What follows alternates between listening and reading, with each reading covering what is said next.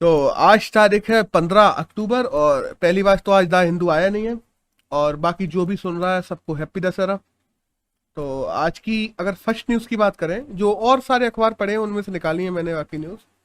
तो first news तो आई है हमारे इंडिया, और जो रशिया ने इंडिया को इनवाइट किया था मॉस्को में अफगानिस्तान के, जो अभी हाल में तालिबान गवर्नमेंट बन गई है उनसे टॉक के लिए। तो इंडिया ने उस इनवाइट को एक्सेप्ट कर लिया है। तो अभी जो मॉस्को टॉक होने वाली है उसमें 3 लोग रहेंगे, रशिया, इंडिया और तालिबान। इनके बीच में टॉक होगी। हमारे यहाँ से 2 लोग जा रहे हैं, मिनिस्ट्री ऑफ फॉरेन अफेयर्स के जो मिनिस्टर है वो जा रहे हैं अपने, जयशंकर जी। और दूसरा जो हमारे ज्वाइंट सेक्रेटरी है वो जाएंगे। एक नेक्स्ट न्यूज है, आज वर्ल्ड स्टूडेंट डे है, आज 15 अक्टूबर है। बाय द वे हम जानते हैं 15 अक्टूबर 1931 को एपीजे अब्दुल कलाम का जन्म हुआ था, और उनके जन्मदिन पे ही हम लोग वर्ल्ड स्टूडेंट डे मनाते हैं। अब्दुल कलाम की बात की जाए तो वो रामेश्वरम में जन्मे थे। बचपन में हम जानते हैं उन्होंने अखबार वगैरह भी डाले, बहुत ज़्यादा कष्ट झेले हैं। उसके बाद में फिर उन्होंने शक्ति मिशन, डीआरडीओ के लिए काम किया, इसरो के लिए काम किया, और हमारे इंडिया के 11th प्रेसिडेंट भी बने। अब पूरा नाम की बात की जाए तो अबुल पाखिर जैनुलब्दीन अब्दुल कलाम, ये पूरा नाम था एपीजे अब्दुल कलाम का। और अगर बात की जाए, वेजिटेरियन थे वो पूरी तरीके से। वो धर्म से मुसलमान थे, पर वो हिंदुओं में ज़्यादातर पले पले बड़े थे। और संस्कृत पढ़ते थे वो। मतलब हम देखते ना, रामायण हुई, महाभारत हुई, गीता हुई, ऐसी चीज़ें उनको बहुत पढ़ती, उनको संस्कृत पढ़ना आता था। टेलीविजन की बात करें तो उन्होंने जिंदगी में कभी टेलीविजन का यूज नहीं किया। बाय द वे लैपटॉप था उनके पास में, बाद में अभी जब वो खत्म हुए तब उनके पास में एक पर्सनल लैपटॉप रहता था, जो अपने पास में ही वो रखते थे अपने आखिरी दिनों में। और एक पूरा ट्रस्ट करके है, PURA, पूरा ट्रस्ट। तो पूरा करके एक ट्रस्ट है, जितना भी उन्होंने कमाया है अपनी प्रेसिडेंसी में, अपने डीआईडीओ के काम में, ये वो फलान ढकाने, उन्होंने सारा का सारा पैसा जितना भी वो कमाते थे, इवन तो अपनी सैलरी भी, वो भी पूरा ट्रस्ट को दे देते थे वो। और वही हम बात करें कि 40 से ज्यादा यूनिवर्सिटीज हैं, नेशनल और इंटरनेशनल यूनिवर्सिटीज, जिन्होंने उनको डॉक्टरेट की उपाधि दी हुई है। भारत रत्न पाने वाले हम जानते हैं 3 ही प्रेसिडेंट हैं जो भारत रत्न मिले हैं, उनमें से एक है हमारे ये। और और अब्दुल कलाम की अगर ऑटोबायोग्राफी की बात करें तो हम जानते हैं विंग्स ऑफ फायर, वो अब्दुल कलाम की ऑटोबायोग्राफी है। और बाय द वे गुलजार की आवाज में एक 40 मिनट की उनकी ऑटोबायोग्राफी को समझाया भी गया है, यूट्यूब पे वीडियो मिल जाएगा। वो one of the best video है, अगर कोई देखे तो देखना जरूर। एक नेक्स्ट न्यूज है UNHRC को लेके। ये जो United nation human rights council है, उसकी सदस्यता हम जानते हैं बात की खत्म होने वाली थी 2022 में। तो 2022 से 24 तक के लिए बात को री इलेक्ट कर दिया गया है। अभी बात की जाए, 18 ऐसे मेंबर हैं जिनको री इलेक्ट किया गया है, जिनमें से एशिया पैसिफिक रीजन के 5 मेंबर को री इलेक्ट किया गया है। इंडिया, कजाकिस्तान, कतर, मलेशिया और यूएई, उनमें से एक इंडिया भी है। तो 195 में से 184 वोट्स मिले हैं हमको, और 2024 तक के लिए 2 साल तक हम लोगों की, और जो है वहां पे मेंबर बने रहेंगे हम लोग। एक नेक्स्ट न्यूज आई है ग्लोबल हंगर इंडेक्स को लेके। तो भाई ग्लोबल हंगर इंडेक्स की बात की जाए तो हमारी हालत बहुत ज्यादा खराब है। पिछले साल हम लोग 94th नंबर पे थे, इस साल ग्लोबल हंगर इंडेक्स में 101वें नंबर पे चले गए हैं। टोटल 116 देशों में हम लोग 101वें नंबर पे हैं। और अगर हम बात करें ना कि 2000 में हमारा स्कोर कितना था, तो 38.8 स्कोर था, जो आज गिर के 100 में से 28.8 हो गया है। तो मतलब हमारी देखा जाए भूखमरी बढ़ती ही जा रही है इंडिया में। और ग्लोबल हंगर इंडेक्स की बात करें तो ये 4 इंडिकेटर्स पे बनाया जाता है। पहला तो है अंडर नरिशमेंट, जो लोगों में है। दूसरा चाइल्ड वेस्टिंग, जो मतलब चाइल्ड की जो वेट कम रह जाता है, और चाइल्ड की मतलब कुपोषण मान लो एक तरीके से, कि वेट कम रह गया और चाइल्ड बड़ा हो गया, जितना होना चाहिए नॉर्मल वो नहीं है। दूसरा चाइल्ड स्टंटिंग, कि उनकी हाइट नहीं बढ़ रही है बच्चों की, बच्चे छोटे रह जा रहे हैं, ये सब चीजें। और फोर्थ जो इंडिकेटर है वो है चाइल्ड मोर्टेलिटी, कि बच्चे कितने पैदा होते हैं और उनमें से कितने मर जाते हैं। तो इन सब की बात करें ओवरऑल तो इंडिया 101वें नंबर पे है वर्ल्ड ग्लोबल हंगर इंडेक्स में। अब हम बात करें कि ग्लोबल हंगर इंडेक्स कब से निकाला जा रहा है, तो 2006 से इसको शुरू किया गया था। जो आयरिश एड एजेंसी है एक तो, और दूसरी हम जानते हैं कि जर्मनी की एक एजेंसी है जिसका नाम है वेल्ट हंगर हाई लाइफ। ये दोनों हैं जो ग्लोबल हंगर इंडेक्स मिलकर निकालती हैं। और 2006 से इसको निकालना शुरू किया गया था, और ये 16th एडिशन है जो इस बार निकला हुआ है। That's all. एक नेक्स्ट न्यूज आई है महाराष्ट्र के MLA फंड को लेकर। वो तो क्या है ना, राज्य सरकार में, हर राज्य सरकार में अपना एमएलए फंड अलग अलग है, सैलरी चीज अलग होती है, एमएलए फंड अलग चीज होता है। एमएलए को फंड दिया जाता है कि तुम्हें अपने यहाँ काम करना है अलग अलग चीजों को लेकर। और बेसिकली एमएलए फंड में से जैसे 10% कैपेसिटी बिल्डिंग को काम करना है तुम्हें, 20-30% इंफ्रास्ट्रक्चर में काम करना है, इसका 5% एजुकेशन में काम करना है, 20% इसमें काम लेना है, लोग गरीबों को उत्थान के लिए काम लेना है। तो इन सब चीजों के लिए एमएलए फंड होते हैं हर राज्य में। तो महाराष्ट्र का जो एमएलए फंड है वो अभी 3 करोड़ था, उसको बढ़ा के 4 करोड़ कर दिया गया है, 1 करोड़ बढ़ा दिए गए हैं।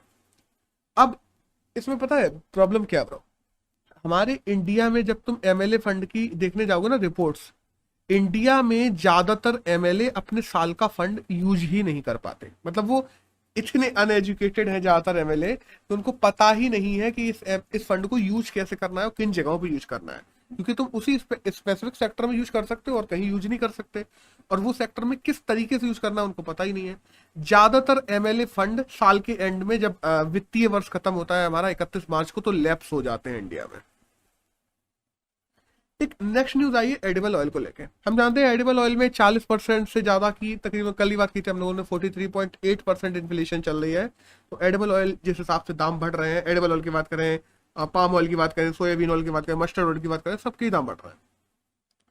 तो अभी सेंटर ने ये घोषणा की है कि कस्टम ड्यूटी में वो लोग थोड़ी राहत देंगे, और साथ ही साथ में जो एग्री सेस लगता है, एग्रीकल्चर सेस लगता है जो ऑयल्स पे लगता है, वो एग्री सेस को खत्म किया जाएगा।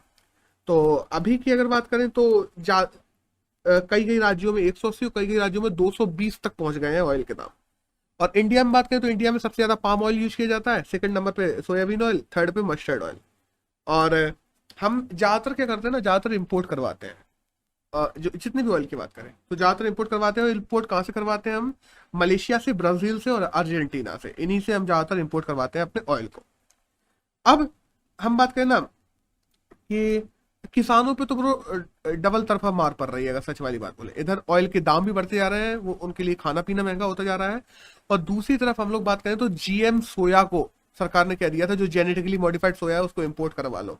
तो वो किसान तो इंपोर्ट करवाएंगे नहीं ना, सीधी सी बात है, व्यापारी इंपोर्ट करवाएंगे उसको। जब वो देश में आएगी तो इन लोगों की सोयाबीन के दाम और ज्यादा प्रॉब्लम आएगी, यहाँ पे सोया वो आएगी। तो जो किसानों की सोया है उसके दाम, और क्योंकि वो सस्ते में आएगी, सीधी सी बात है, तो किसानों की सोया के दाम और घट जाएंगे। तो किसानों पे तो डबल मार पड़ेगी। अब सुनो, अगर हम बात करें एग्रीकल्चर सेस, कस्टम ड्यूटी सबको कम करने के बाद भी कितना दाम कम होंगे, तो इसी आर्टिकल में एक चीज लिखी है कि मुश्किल से 6 से 7 रुपए कम होंगे, और वो भी आने वाले 4-5 महीने में उसका असर दिखाई देगा। तो अंदाजा लगा लो, अगर 220 से 6-7 रुपए कम भी होगा तो कितने ही कम हो गए। एक नेक्स्ट न्यूज आई है कनाडा में, कि कनाडा में पहला बार, देखो अभी तक ऐसा कहीं हुआ नहीं है प्रैक्टिकली कि कोई मीटियोरॉइड गिरा हो जो किसी के घर में ही गिर गया हो। तो कनाडा में अभी पहला ऐसा इंस्टेंस निकल के आया है जिसमें 1 किलो का मीटियोरॉइड एक महिला के घर में गिरा। वो बेड पे सो रही थी, जस्ट उसके बेड के बगल में आके दूसरे तरफ गिरा है। बहुत मानो कि उसकी जान बच गई। वो एकदम से जैसे ही वो गिरा तो वो आवाज आई तो वो नीचे गिर पड़ी बेड से। तो उसकी उसकी आजकल कल भी सोशल मीडिया पे वो काफी बना रहा है, तो इस वजह से मैंने सोचा कवर कर। एक नेक्स्ट न्यूज है लिंक्डइन को लेके, कि लिंक्डइन ने कह दिया है कि हमारी जो सर्विसेज हैं उनको, उनके लिए ऑपरेटिंग इन्वायरमेंट नहीं मिल रहा है चाइना में, और हमारी सर्विसेज को बहुत ज़्यादा रिस्ट्रिक्ट किया जा रहा है। इसीलिए लिंक्डइन को चाइना में हम बंद करने वाले हैं, माइक्रोसॉफ्ट ने कह दिया। क्योंकि लिंक्डइन माइक्रोसॉफ्ट की कंपनी है, तो माइक्रोसॉफ्ट ने कह दिया हम लिंक्डइन की सर्विसेज चाइना में बंद करने वाले हैं। अब देखो सीधी सी बात ये है ना, चाइना किसी और कंपनी को चलने नहीं देता, जो सही वाली बात है अपने यहाँ। अब लिंक्डइन की बात करें तो हम जानते हैं लिंक्डइन एक ऐसी प्लेटफॉर्म है जिसपे लोग ज्यादातर जॉब ढूंढते हैं, एम्प्लॉयज और एम्प्लॉयर्स होते हैं आपस में कनेक्ट करके जॉब ढूंढते हैं। 2003 में इसका फॉर्मेशन किया गया था। हॉफमैन थे जो इसके फाउंडर थे, ग्राम है जो इसके सीईओ है, इस समय कैलिफोर्निया में इसका हेडक्वार्टर है। कैसा एक नेक्स्ट न्यूज आई है बेस्ट एम्प्लॉयर रैंकिंग को लेकर। अभी जो फोर्ब्स है, फोर्ब्स ने बेस्ट एम्प्लॉयर रैंकिंग रिलीज की है। उसमें अगर इंडिया की बात की जाए तो इंडिया में टॉप पे रिलायंस रही है, रिलायंस कंपनी।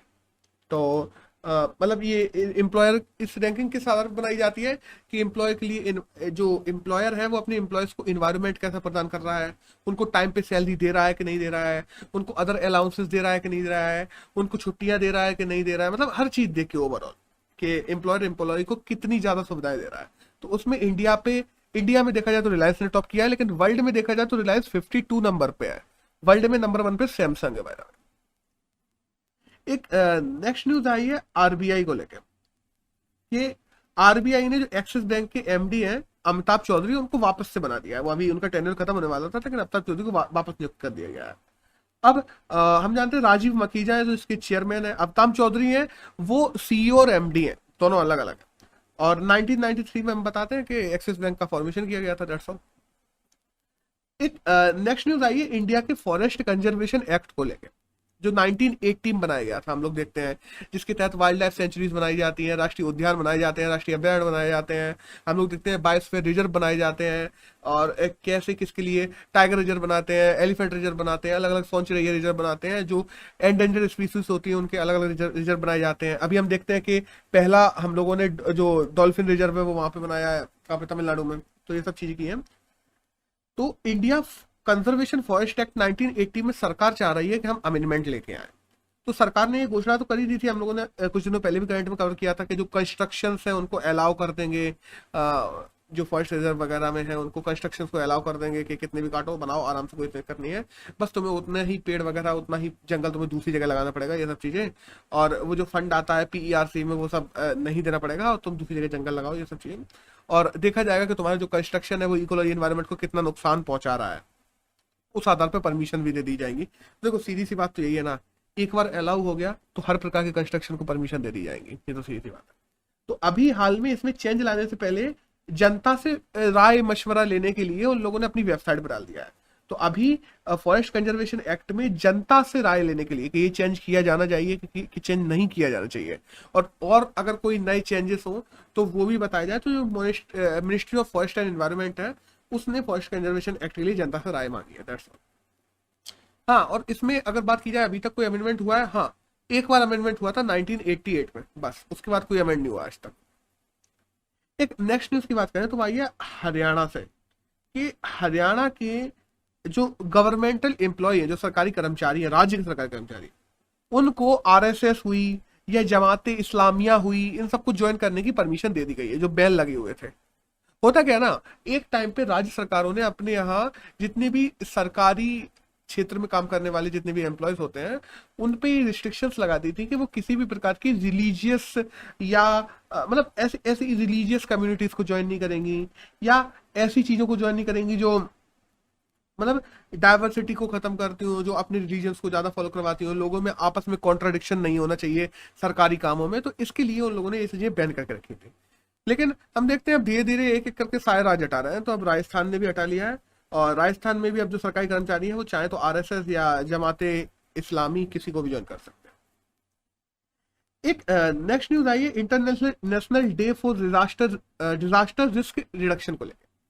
तो international day for disaster risk reduction क्या है कि जो अलग अलग आपदाएं आती हैं उनके प्रति लोगों में अवेयरनेस फैलाना। प्राकृतिक आपदाएं होती हैं, हम देखते हैं भूकंप आ जाती हैं, बाढ़ आ जाती हैं, कुछ लोग घर ही बनाते हैं, पहाड़ों पे जाके घर बनाते हैं, तो वहां पे कैसा डिजास्टर हो सकता है, उसमें रिस्क मैनेजमेंट तुम्हें कैसा करना है वो सब सिखाना।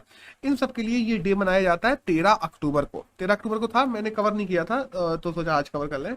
और 1989 में यूएनजीए के द्वारा ये डे शुरू किया गया था लोगों में अवेयरनेस बढ़ाने के लिए डिजास्टर को लेकर। That's all.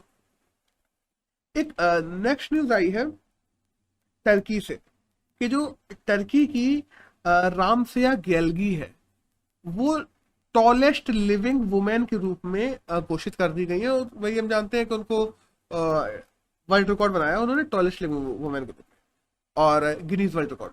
और 7 फीट 7 इंच की है, मतलब तकरीबन 215 सेंटीमीटर, 215 पॉइंट कुछ सेंटीमीटर की है वो।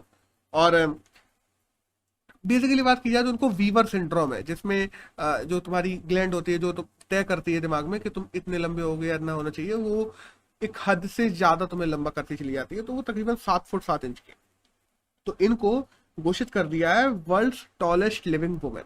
That's all. और आज बाकी देखा जाए द हिंदू वगैरह आए नहीं थे तो एडिटोरियल तो आज है नहीं। तो और इंडियन एक्सप्रेस के भी एडिटोरियल मैंने देखे, कुछ ज्यादा खास है नहीं जो हमारे एग्जाम के लायक हो। तो आज 15 अक्टूबर के करंट से जितना भी था जो हमारे एग्जाम में आ सकता था वो हमने कवर कर लिया है।